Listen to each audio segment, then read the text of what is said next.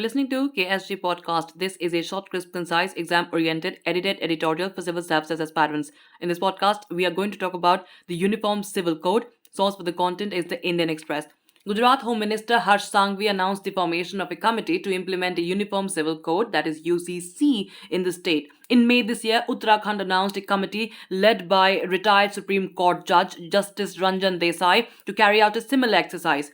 Assam and Himachal Pradesh, also ruled by the BJP, too have supported the idea of a UCC. The constitution lists the UCC among the directive principles of state policy, which makes it a desirable objective, but it is not justiciable. Over the decades, the BJP in particular has pushed for a UCC, and the Supreme Court has on a few occasions expressed itself in favor of it. Now, what would a uniform civil code mean in India? A UCC would provide for one law for the entire country, applicable to all religious communities in their personal matters such as marriage, divorce, inheritance, adoption, etc. Article 44 of the Indian Constitution says the state shall endeavour to secure a uniform civil code for the citizens throughout the territory of India. Article 44 is one of the directive principles of state policy described in Part 4 of the Constitution. According to Article 37, the provisions contained in this part shall not be enforceable by any court, but the principles therein laid down are nevertheless fundamental in the governance of the country, and it shall be the duty of the state to apply these principles in making laws. Now, Part 4 covers a wide range of principles, including the securing of equal justice and free legal aid to citizens, participation of workers in the management of industries, organization of agriculture and animal husbandry, protection and improvement of the environment, and safeguarding of forests and wildlife, promotion of international peace and security, etc. Now, what is the relationship between fundamental rights and directive principles?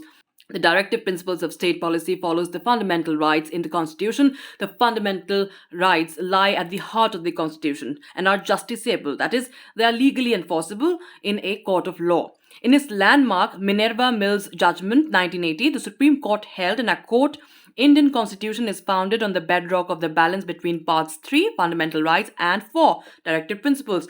To give absolute primacy to one over the other is to disturb the harmony of the Constitution, unquote. Now, Article 31C says that if a law is made to implement any of the directive principles, it cannot be challenged on the ground of being violative of the fundamental rights under Articles 14 and 19. So, currently, is there no uniformity in personal law? Indian laws are already uniform in most civil matters. For example, the Indian Contract Act, Civil Procedure Code, Sale of Goods Act, Transfer of Property Act, Partnership Act, Evidence Act, etc.